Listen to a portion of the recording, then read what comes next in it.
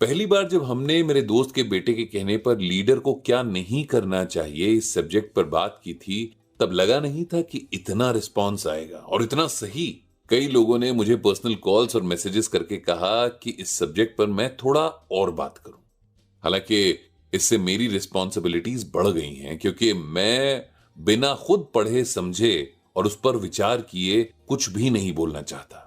अगर कंटेंट अच्छे से रिसर्च करके ना लिखा गया हो तो उसके प्रेजेंटेशन में न ही कन्विक्शन दिखती है और ना ही उसका इंपैक्ट आता है, बल्कि उसकी अथॉरिटी पर भी सवाल खड़े हो जाते हैं। तो जैसा मैंने आचार्य विष्णुगुप्त चाणक्य द्वारा लिखित अर्थशास्त्र में पढ़ा, उसके हिसाब से एक लीडर को अपनी ऑफिशियल रिस्पॉन्सिबिलिटीज के अलावा भी काफी सारे काम करने पड़ते हैं। अब मेरा मानना है कि पहले हमेशा वो समझना जरूरी है जो काम नहीं करने, क्योंकि उसी से हमें वो सब काम करने में आसानी होती है जो हमें वाकई करने हैं। तो शुरू करते हैं उन कामों में से एक जो लीडर को बिल्कुल भी नहीं करने चाहिए। So as per Chanakya there are 3 things जो एक लीडर को नहीं करनी चाहिए, और वो हैं कभी भी अपनी टीम को उस तरीके से हर्ट नहीं करना जो उन्होंने पहले एक्सपीरियंस नहीं किया हो। दूसरा, अच्छाई का साथ छोड़ बुराई का साथ देना। और तीसरा है हर उस काम से दूरी बना लेना जो आइडियली नहीं करना चाहिए। वैसे मेरे हिसाब से किसी को भी हर्ट करना न लीडर को सूट करता है, न ही किसी आम इंसान को।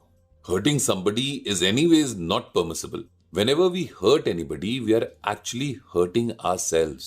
देखिए, न्यूटन का भी सीधा साधा नियम है और कर्मा का भी, कि जितना आप देते हो उतना ही आपको वापस रिटर्न में भी मिलता है। दूसरी बात, आप जिसका साथ देंगे उसके किए हुए कामों का रेपरकशन आपको भी इंपैक्ट करेगा।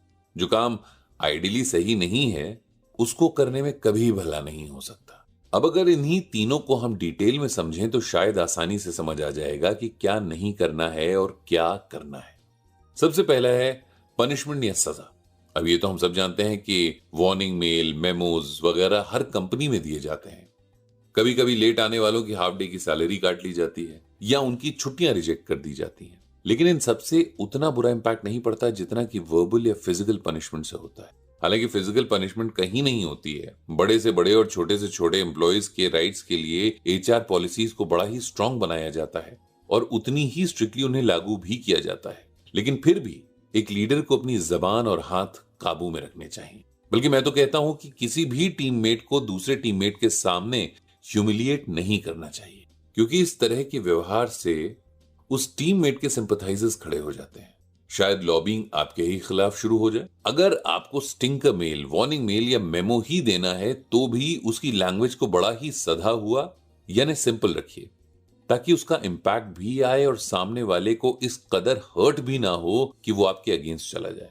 मेरे डैड एक बड़ी अच्छी बात कहते थे, कभी भी किसी की तारीफ करनी हो तो चौड़े में करो, लेकिन अगर उसे डांटना है या पनिश करना है तो अकेले में करो, क्योंकि सबके सामने पनिश करने से ह्यूमिलिएशन का लेवल बढ़ जाता है और उसकी वजह से न सिर्फ वो आदमी जिसे पनिश किया बल्कि जिसने पनिशमेंट देखा है वो भी आपके अगेंस्ट हो सकता है। इस तरह से आप खुद के खिलाफ एक लॉबी खड़ी कर सकते हैं। पहले तो पनिश करने की नौबत ही नहीं आनी चाहिए। जिस भी इंसान के खिलाफ आप एक्शन लेने जा रहे हैं, अगर आप उसके चैलेंजेस को समझ लें तो शायद आप उसकी उन चैलेंजेस से फाइट करने में हेल्प कर सकते हैं। और यह भी हो सकता है कि वही इंसान आपकी टीम में एक नया स्तर बनकर उभरे। हम अपने बच्चों और पेट्स तक को पनिश करने से पहले 10 बार सोचते हैं, फिर चाहे कितना भी नुकसान क्यों ना हो। हालांकि पर्सनल नुकसान और कंपनी के नुकसान में फर्क है, लेकिन फिर भी अगर हम थोड़ा सा ह्यूमन एंगल को ध्यान में रखें तो कभी किसी को पनिश करना ही नहीं पड़ेगा, बल्कि अगर हमने उसके चैलेंजेस को ओवरकम करने में उसकी हेल्प की तो शायद वो ही हमेशा के लिए हमारा सबसे बड़ा एडमायरर बन जाए और दोबारा अपनी गलती दोहराने से बाज आए। इस तरह हमने किसी को पनिश भी नहीं किया और हमने एक स्ट्रॉन्ग टीममेट भी बनाया। अब आते हैं दूसरी बात पर, जो कि है अच्छाई का साथ छोड़कर बुराई का साथ देना। अब इसमें तो कोई डाउट ही नहीं है, क्योंकि फर्स्ट ऑफ ऑल जिसके साथ रहेंगे उसके जैसे हो जाएंगे, आज नहीं तो कल, ये हमें पता है। और अगर हमें खुद अच्छाई बुराई की पहचान नहीं है तो हम लीडर बनने के लायक ही नहीं है। एक लीडर अगर सब कुछ जानकर भी सही को छोड़कर गलत का साथ देता है तो एक दिन वही गलत उसे भी ले डूबता है, फिर चाहे वो गलत इंसान हो या हरकतें। इसे फिजिक्स से सिंपल से एक्सपेरिमेंट से समझते हैं। अगर हम एक बॉल को दीवार पर तेजी से मारें तो वो बाउंस बैक कर हमारी ही तरफ आएगी, बिल्कुल उसी तरह अगर हम गलत का या बुराई का साथ देंगे तो बुराई हम पर भी तरस नहीं खाएगी और एक न एक दिन हमें भी लपेट लेगी। और एक लीडर को ऐसा रिस्क कभी नहीं लेना चाहिए, क्योंकि वो अकेला नहीं है, उस पर अपनी टीम की रिस्पॉन्सिबिलिटी भी है। अगर वो खुद गलत के साथ खड़ा है तो उसकी टीम भी उसको फॉलो करेगी। इस तरह तो पूरा का पूरा सिस्टम ही बुराई के रास्ते पर चलने लगेगा।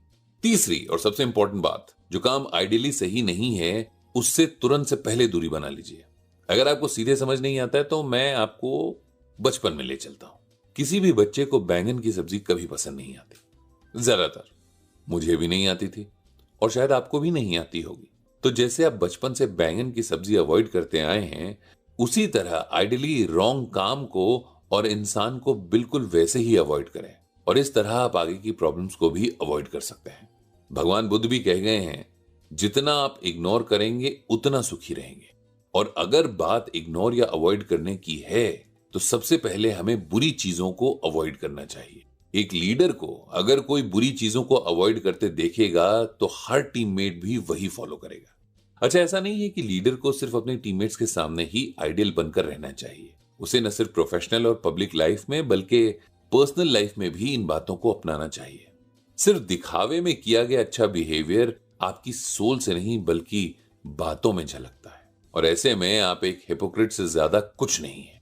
और अगर लीडर हिपोक्रेट होगा तो टीम के हिपोक्रेट बनने में देर नहीं लगेगी और फिर आप ऐसी हिपोक्रेट टीम से क्या ही प्रोडक्टिविटी एक्सपेक्ट कर सकते हैं, क्योंकि वो तो वैसे भी आपको फॉलो करने वाली भेड़ें हैं और आप हैं उनके चरवाहे।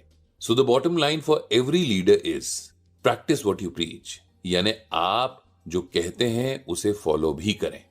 आई थिंक इस एपिसोड के लिए हमने आचार्य विष्णुगुप्त चाणक्य से काफी कुछ सीख लिया है। बस एक बात कहूं, जब आप मुझसे सवाल करते हैं तो बड़ा ही अच्छा लगता है, क्योंकि आप लोगों के सवालों को लेकर जब मैं अपने मेंटोर आचार्य चाणक्य के पास जाता हूं तो वो मुझे अपनी टीचिंग्स के जेम्स में से ढूंढकर कोई एक नायाब सा जवाब देते हैं, जिससे न सिर्फ मेरा बल्कि इस शो को सुनने वाले हर इंसान का बेनिफिट हो सकता है। तो अगले एपिसोड में फिर मिलेंगे, फिर किसी और के सवाल का जवाब चाणक्य नीति से चुनकर